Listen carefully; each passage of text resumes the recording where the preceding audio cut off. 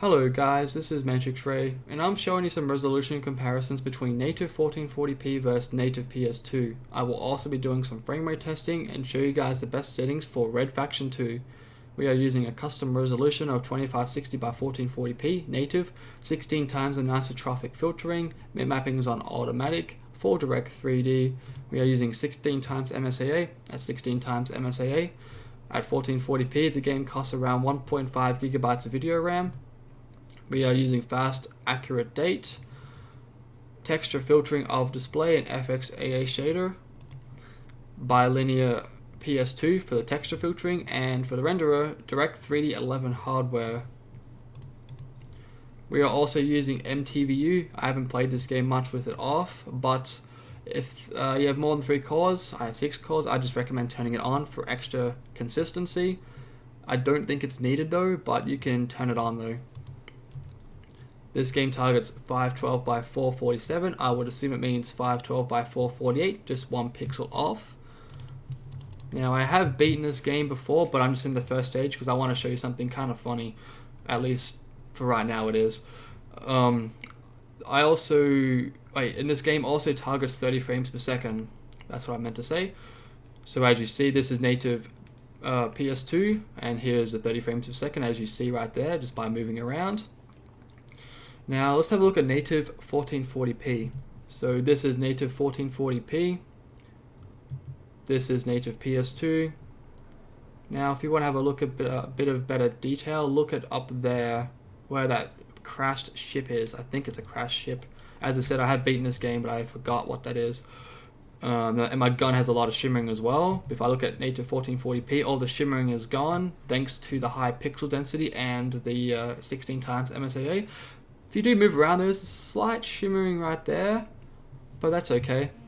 Now you can see there's a bunch of broken sprites right there. There's a ton of broken sprites on this game, trust me.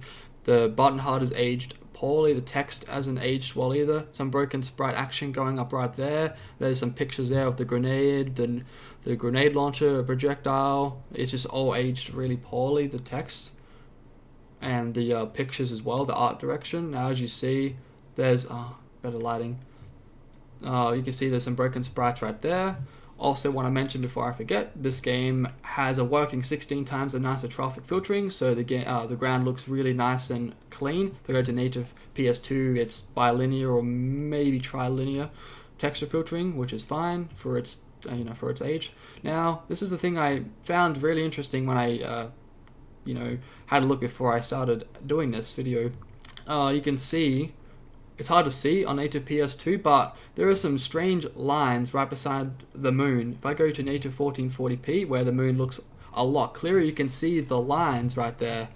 Very interesting. For some reason, this game somehow slipped in some broken sprites right beside the moon, even on native PS2.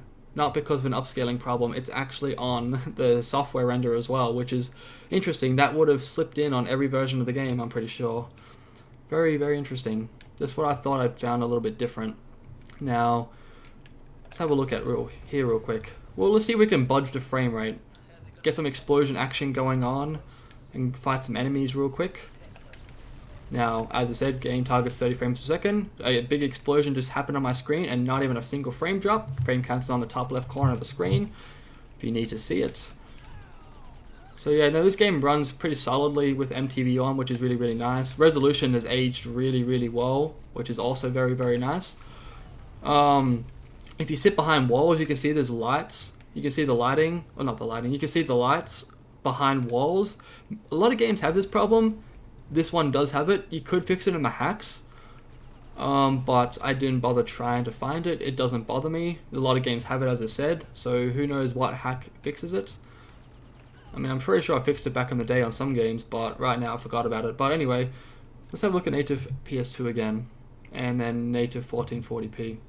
So there you go, that's basically about it. Thank you for watching, see you later.